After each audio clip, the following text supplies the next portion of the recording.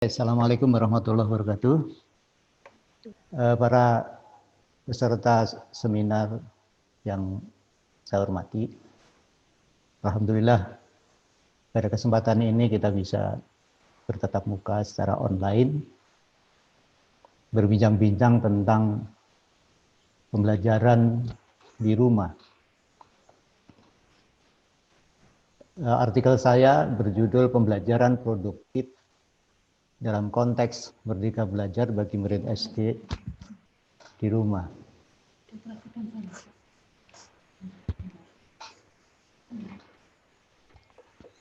Pertama-tama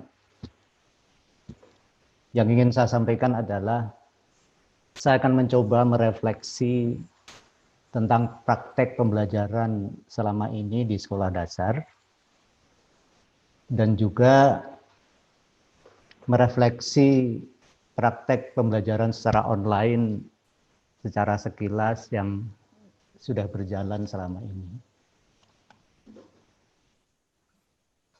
Refleksi saya yang pertama adalah bahwa praktek pembelajaran tematik yang berjalan selama ini berdasarkan pengamatan saya secara sekilas ini menurut saya agak tersesat. Ini bahasa saya agak kasar gitu, tapi bahasa yang kasar ini agar mengesankan gitu. Jadi praktek pembelajaran tematik yang sedang berjalan selama ini itu cenderung saya katakan tersesat. Kenapa tersesat? Karena pembelajaran tematik itu kemudian direduksi, disederhanakan ke dalam sebuah buku tematik yang dimanfaatkan secara nasional. Jadi kenapa saya katakan praktek pembelajaran tematik itu cenderung tersesat? Karena disederhanakan, direduksi dalam sebuah buku tematik, sehingga praktek pembelajaran menjadi sangat teknis. Dan ketika pembelajaran tematik itu terikat dengan sebuah buku, apalagi bukunya itu satu, buku satu dipakai ke seluruh sekolah secara nasional, maka di situ ada problem, ada satu persoalan. Persoalan itu pertama adalah holisitasnya, keutuhan dalam proses pembelajaran itu. Kemudian otentisitas, karena salah satu syarat atau rukun dalam pembelajaran tematik itu adalah menggunakan situasi kehidupan real, menggunakan situasi kehidupan yang sesungguhnya. Itu menjadi satu ciri pembelajaran terpadu, dan ketika bukunya tematik terpadu itu seharusnya juga otentisitas itu sangat lekat. Dengan adanya buku ini ada yang hilang. Praktek-praktek pembelajaran itu cenderung kurang otentik. Karena guru-guru cenderung patuh dengan buku secara teknis. Kalau minum nggak kelihatan. Kemudian ada persoalan kebermaknaan. Bermakna itu menurut saya ada dua pengertian. Yang pertama, apa yang dipelajari itu mestinya fungsional bagi kehidupan anak. Jadi kata kunci bermakna itu pertama adalah fungsional bagi kehidupan anak yang sedang belajar itu. Pembelajaran itu mengkaitkan dengan skemata apa yang sudah ada pada anak sehingga dia menjadi mudah belajar. Kemudian juga ada persoalan keaktifan. Ada persoalan keaktifan. Keaktifannya mestinya kan anak itu menjadi sangat aktif terlibat langsung dalam situasi otentik. Nah, sehingga ini keaktifan anak itu kemudian keaktifan anak yang dikendalikan oleh buku. Sehingga saya melihat di sini guru menjadi kurang merdeka dalam melaksanakan proses pembelajaran karena mereka terikat oleh buku. Apa yang dilakukan oleh guru mesti mengikuti panduan yang ada di buku. Kemudian juga kurang merdeka bagi murid. Karena murid juga mesti tunduk patuh terhadap buku. Sehingga mereka juga kurang merdeka dalam belajar. Kemudian berikutnya adalah persoalan keterasingan murid SD dengan budaya lokalnya. buku satu dipakai secara nasional, itu menjauhkan anak dengan kehidupan sehari-harinya di sekolah. Apalagi dengan sistem daring ini, dengan pembelajaran secara online, itu saya katakan cenderung mencerabut kehidupan anak dari akar budaya lokalnya. Sehingga proses internalisasi nilai-nilai kearifan lokal itu kurang terjadi. Padahal pendidikan itu mesti mendekatkan anak dengan kehidupan sehari-harinya, kehidupan budayanya di mana mereka berada. Yang ketiga, persoalan penerapan pembelajaran dengan pendekatan saintifik. Di kurikulum kita itu mengarahkan bahwa praktek pembelajaran itu hendaknya dilakukan dengan pendekatan saintifik. Tapi ketika pembelajaran tematik yang dikatakan tematik terpadu, terikat oleh buku, walaupun buku itu ada beberapa bagian berupa panduan beraktivitas, tetapi menurut pengamatan saya, kalau saya melihat apa yang dilakukan oleh guru di RPP-nya guru, di produk-produk yang dikembangkan oleh mahasiswa S2, ketika mengembangkan buku misalnya gitu ya, itu saya lihat ada kecenderungan pendekatan saintifik itu kemudian diimplementasikan di buku. Yang diamati itu buku. Yang dinalar isi buku. Yang diceritakan, dikomunikasikan juga isi buku. Padahal maunya mestinya tidak begitu. Jadi pendekatan saintifik itu sebenarnya bermain pada 3 poros. Pertama poros discovery, kemudian prediksi, dan konfirmasi. Maka pembelajaran itu diarahkan dengan menggunakan model-model yang diutamakan, namanya problem based learning, project based learning, discovery inquiry, kemudian kontekstual, terpadu, dan terpadu itu memanfaatkan situasi kehidupan real. Maka hampir seluruh model-model yang diutamakan itu selalu berangkatnya dari problem yang real, problem yang konkret. Oleh karena itu, kemudian disederhanakan menjadi 5M, itu 5M itu disederhanakan agar orang awam itu paham dengan mudah. Lewat mengamati langsung, maka di situ ada M1. Dari apa yang diamati, anak diarahkan untuk mempertanyakan, menanyakan, mempertanyakan. Yang ditanyakan itu apa yang diamati, yang berupa fakta-fakta empirik, bukan yang diamati dari buku. Kemudian dari pengamatan itu, anak tentu melihat berbagai macam gejala yang teramati, maka anak diarahkan, tadi ketika bertanya, maka di situ muncul melatih anak berpikir kritis. Ketika mengamati, anak-anak akan melihat berbagai fenomena yang teramati, maka anak diarahkan untuk menghubung-hubungkan, untuk berpikir hubungan sebab akibat, yang dipandu dengan pertanyaan mengapa misalnya, sehingga anak-anak bisa mengkaitkan, menghubungkan, bisa berpikir hubungan sebab akibat. Disitulah namanya menalar. Menalar itu berpikir hubungan sebab akibat. Mengasosiasi antara satu gejala dengan gejala yang lain. Ketika anak-anak itu mampu mengkaitkan, mampu berpikir hubungan sebab akibat, maka disitulah dia akan mampu membangun sebuah hipotesis. Dia mampu menciptakan hipotesis, mengkreasi hipotesis. Disitulah namanya berpikir kreatif. Apa yang dipikirkan secara kreatif, hasil berpikir kreatif itulah yang kemudian diwujudkan dengan cara dicoba, mencoba. Maka di situ ada dipraktekkan, dilakukan, dieksperimentasikan. Itu namanya mencoba. Hasil percobaannya itulah yang kemudian dikomunikasikan. Sukses atau tidak sukses itu dikomunikasikan. Nah ini alur yang semacam ini itu kurang bisa dilakukan secara optimal ketika kita hanya mengikuti buku. Nah praktek pembelajaran di SD itu saya cenderung guru-guru masih terikat pada buku.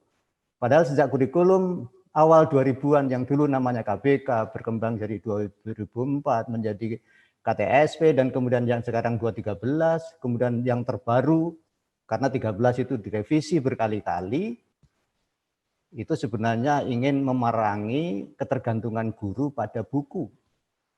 Maka ketika tematik dipandu dengan buku itu yang saya katakan tersesat. Karena syarat rukunnya tematik kurang bisa dipenuhi secara baik. Nah, ini yang saya katakan ketersesatannya itu di situ. Bahkan saintifik itu juga dipraktekkan secara sporadis.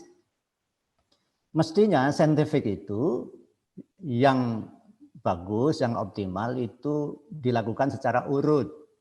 Mengamati, mempertanyakan, menalar, mencipta, mencoba, apa yang dicoba dikomunikasikan secara kolaboratif. Sehingga anak-anak menjadi produktif dan apa yang dihasilkan oleh anak-anak secara produktif itulah yang kemudian dikomunikasikan. Mestinya dilakukan secara urut agar alur berpikir dari kritis, kreatif, kemudian produktif hasil yang dihasilkan itu kemudian dikomunikasikan. Jadi para peserta sekalian, jadi begini, praktek saintifik itu mestinya runtut, gitu ya, runtut. Karena saintifik itu punya gagasan besar, ada cita-cita yang ingin dicapai melalui pendekatan saintifik. Cita-citanya apa? Ya, ini seperti apa yang ingin dicapai dalam pembelajaran abad 21 itu.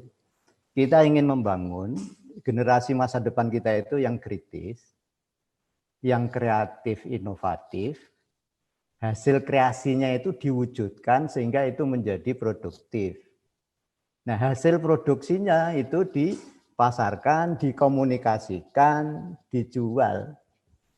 Sehingga kita tidak hanya bisa menghasilkan, tetapi juga bisa menjual. Itu gagasan besarnya begitu. Sehingga kita itu tidak terus-terusan menjadi bangsa yang konsumtif. Kita punya cita-cita jadi bangsa yang mampu menghasilkan dan mampu menjual produknya ke berbagai belahan dunia. Itu cita-cita besar di balik itu. Makanya dengan pendekatan saintifik dan model-model ya ada problem based, project based, discovery, CTL, kooperatif dan mesti dilakukan secara kolaboratif, sinergis, networking dan seterusnya itu sebenarnya ada cita-cita besar ke depan agar lahir generasi yang produktif yang bisa menjual produknya itu ke berbagai belahan dunia. Nah, sehingga kalau saintifik diterapkan di buku, yang diamati buku, yang dinalar buku, yang dikomunikasikan isi buku, maka itu hasilnya kurang optimal. Kenapa saya katakan sporadis itu di lapangan itu yang terjadi, yang penting M-nya muncul walaupun tidak urut. Itu yang saya tangkap begitu. Oke. Berikutnya ada problem praktek pembelajaran secara online, baik daring maupun luring, dalam konteks belajar di rumah. Tadi disampaikan Pak Hardika, ada problem penguasaan teknologi daring. Ada guru-guru yang gaptek, dan ada juga orang tua yang gaptek. Kemudian ada kesiapan perangkat daring maupun luring di rumah.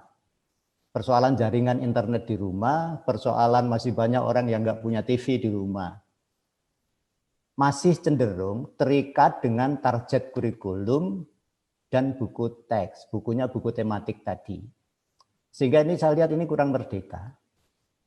Memang guru diminta untuk bikin RPP 1 lembar, itu sedikit merdeka dari tekanan bikin RPP 50 lembar.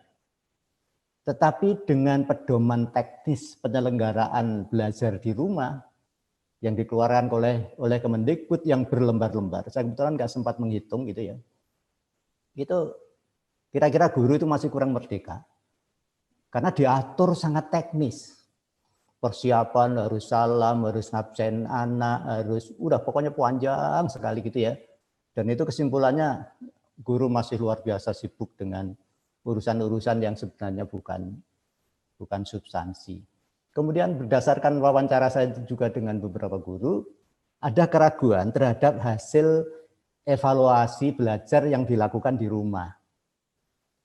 Ada pernyataan dari guru yang menyatakan bahwa ada anak-anak yang di luar dugaan. Anak-anak yang biasanya di sekolah itu nilainya rendah. Tapi hasil evaluasi belajar di rumah itu nilainya meloncat sangat tinggi. Nah, ini memang belum diriset ya, tapi ini diduga ada keterlibatan orang tua yang mengerjakan pekerjaan anak-anaknya di rumah. Presensi yang secara online itu juga susah sekali dikontrol. Bisa saja anak itu menghidupkan laptopnya, terpantau di situ dia hadir, tapi ditinggal tidur itu juga nggak akan terpantau. Berikutnya, ada kalanya materi luring itu salah sasaran. Jadi siaran TV itu sudah ditentukan, jadwal ditentukan, anak kelas 2 sudah siap untuk belajar di situ, tahu-tahu yang muncul itu materi kelas 4. Sehingga anak-anak itu jadi kesulitan untuk memahami materi yang disajikan. Prinsip PPK itu kurang bisa dipraktekkan.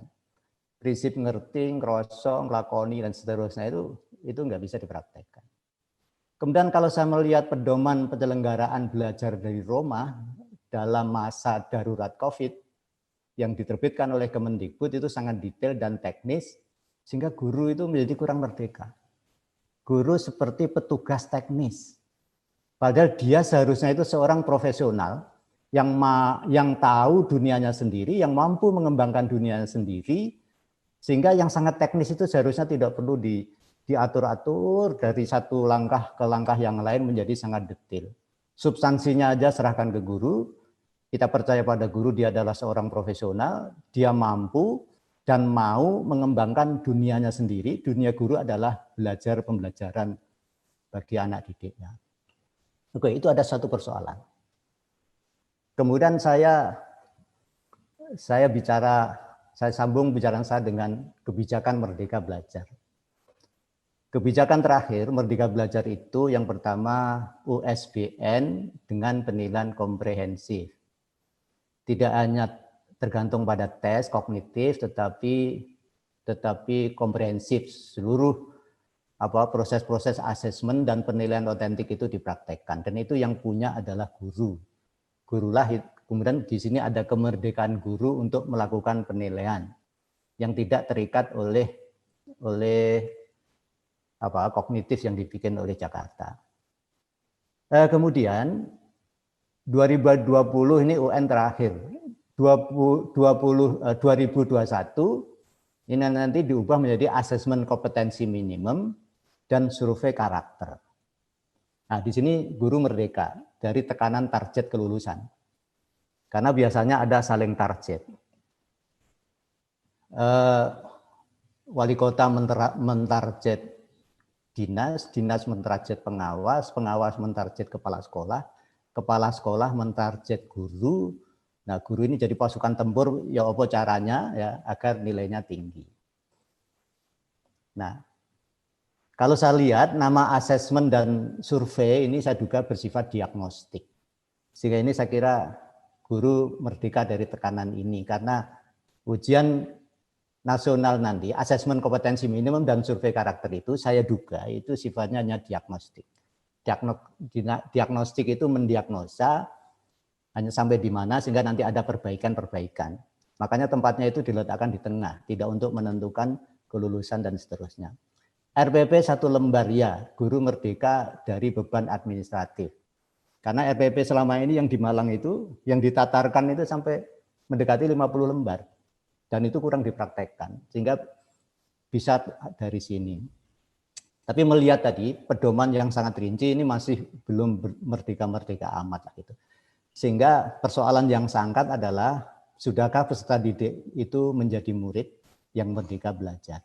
Bagaimana merdeka belajar dapat dipraktekkan di rumah? Oke, Profesor Sa'dun, waktunya ya. Kurang 10 menit. Oke, 10 menit ya, saya akan lari cepat. Jadi saya akan bicara sedikit tentang merdeka belajar menurut pandangan saya. Pembelajaran itu kan upaya yang dilakukan oleh guru atau guru dan orang tua agar anak-anak didik kita itu agar murid-murid itu menjadi mudah belajar. Dia bisa belajar sendiri dengan mudah. Tujuan pembelajaran adalah learning how to learn. Jadi belajar bagaimana belajar. Berarti yang dipelajari adalah cara belajar. Yang lebih banyak dipelajari adalah cara belajar, berarti metode belajar. Sehingga di sini pembelajaran produktif itu upaya bagaimana proses pembelajaran itu bisa menjadikan anak-anak produktif. Nah, sekarang merdeka pembelajaran di rumah. Pembelajaran merdeka pembelajaran itu menurut saya pembelajaran yang menghargai peserta didik sebagai murid. Murid itu dari bahasa Arab saya duga. Artinya orang yang punya keinginan, orang yang punya kemauan. Sehingga proses pembelajaran itu melayani keinginan, kemauan anak-anak, melayani minat-minat anak. Disitulah akan terjadi proses konstruksi. Sehingga pembelajaran konstruktivistik itu bisa dilakukan. Sehingga peran guru itu melayani minat anak.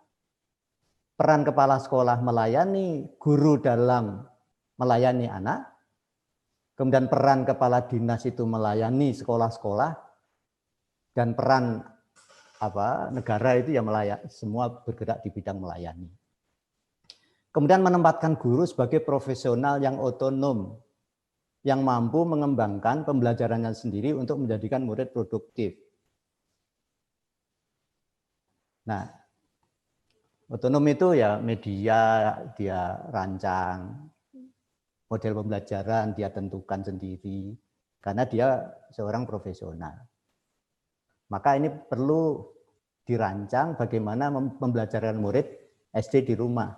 Prinsip yang saya bangun, yang saya tentukan di sini, pembelajaran di rumah itu pertama menerapkan prinsip pembelajaran terpadu, berorientasi pada produk bernilai kearifan lokal, memposisikan peserta didik sebagai murid yang punya minat, punya kemauan, punya keinginan, berkolaborasi dengan orang tua, memanfaatkan sumber dan media yang tersedia di rumah, kemudian seleksi isi berbasis kurikulum, karena kita tidak bisa lepas sama sekali dari kurikulum, walaupun namanya Merdeka Belajar, dan relevansi pembelajaran di rumah. Sehingga di tayangan saya itu kita perlu berbagi 4, ini salah ini kalau 3 ini. Kita perlu berbagi 4. Isi pelajaran itu ada yang sangat sulit, yang hanya bisa dikerjakan oleh guru, ada yang agak sulit yang bisa berbagi dengan orang tua, mungkin ada yang sangat mudah yang bisa ditangani orang tua sendiri, dan seterusnya. Asesmennya otentik. Nah, langkah perancangannya pertama, guru-guru perlu mengidentifikasi sumber media pembelajaran dan produk bernilai kearifan lokal yang ada di rumah murid. Sehingga ini sifatnya sangat personal di rumah masing-masing murid. Lakukan identifikasi dan seleksi capaian kompetensi dari kurikulum yang relevan dengan sumber dan media pembelajaran yang ada di rumah saja. Jadi yang sulit-sulit yang tidak ada di rumah itu nggak usah diajarkan. Di new normal menurut saya, susun program pembelajaran bersama orang tua. Jadi melalui parenting. Diperkirakan yang 1/4 itu melalui daring, luring yang dikemas secara nasional, yang dipandu oleh pedoman, karena kita aparatur negara mesti mensukseskan program pemerintah. Oke, itu laksanakan aja dengan berbagai keterbatasan, karena kita wajib mensukseskan program pemerintah. 1/4 lagi itu daring, luring yang bisa dikerjakan bersama orang tua. Kemudian 1/4 program lagi terpadu di rumah. Sehingga untuk pembelajaran di rumah itu mesti dipilih ya, diseleksi dulu, kita identifikasi, kita seleksi, kita pilih mana-mana yang cocok dipraktekkan di rumah saja. Yang di rumah tidak terjangkau nggak usah dipaksa-paksakan. Kemudian ada lagi yang 1/4 tatap muka, itu yang langsung guru murid. Karena orang tua kesulitan, murid kesulitan. Nah, barangkali yang 1/4 tatap muka ini yang nanti guru bisa melakukan pengayaan-pengayaan, guru bisa ngajari secara teknis. Jadi kalau misalnya ada matematika, ada KPK, ada PPK, ada deret ukur, yang gitu-gitu itu orang tua nggak usah gitu ya. Karena guru besar bidang pendidikan dasar pun itu nggak bisa ngajari matematika anak SD kelas 5 misalnya gitu, belum tentu bisa gitu. Dan itu guru gitu. Nah, yang teknis-teknis yang kira-kira sulit-sulit itu bagiannya guru. Laksanakan program asesmen secara bersama. Oke ya, jadi ini berikutnya di rumah itu banyak sumber belajar, baik berupa narasumber, lingkungan, ya, barangkali peristiwa, barangkali ada barang-barang, ada industri, dan seterusnya. Itu sudah sangat rinci di tayangan saya. Sambil satu contoh misalnya, apa yang bisa dilakukan di rumah? Mungkin bercocok tanam. Bercocok tanam ini bisa dipraktekkan di seluruh rumah. Baik rumah yang ada lahannya maupun yang enggak. Yang enggak kan paling tidak ada pot. Maka barangkali ada tema menanam sayuran. Di sini identifikasi tanaman apa aja yang akan, ini bikin peta konsepnya dulu, peta konsep temanya. Nah ini kelemahan buku itu ya, di buku-buku itu dia bikin buku tematik tapi tidak ada pemetaan konsep tema, itu diloncati. Yang dibikin jaringan itu jaringan kompetensi, jaringan indikator, ya pusing itu guru-guru dalam mempraktekkan. Harusnya itu ini peta konsepnya itu dibangun dulu, baru nanti berbagai macam kompetensi indikator yang cocok itu baru dijaringkan dengan apa subtema-subtema apa yang akan kita pelajari. Sehingga misalnya menanam sayuran, itu kan baru jenis tanaman sayurannya itu apa. Ada media tanah, ada cara menanam, ada perawatan, ada peralatan. Sambil satu contoh ya, misalnya menanam tanaman. Menanam tanaman itu bisa dimulai dari menyiapkan media. Nah, pertama identifikasi jenis tanaman apa yang akan kita tanam. Kita siapkan media. Baru urusan menyiapkan media itu, siswa itu bisa bereksperimen yang sangat banyak sekali.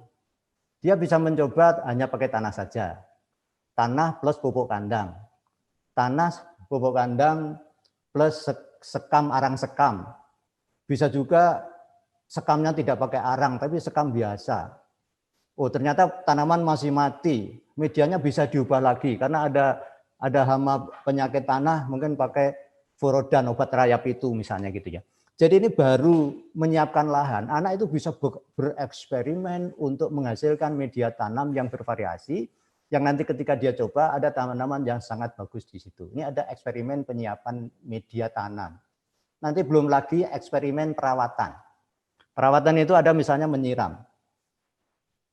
Media yang hanya pakai tanah saja, dengan tanah dan pupuk, dengan tanah pupuk arang sekam, tanah pupuk sekam biasa, itu barangkali daya serap airnya beda-beda. Anak bisa bereksperimen di situ. Sebaiknya idealnya berapa kali disiram dalam seminggu. Misalnya seperti itu. Nanti belum lagi untuk menunjukkan perubahan-perubahan tanaman. Belum lagi nanti menilai hasil, memprediksi ketika akan menghasilkan lagi.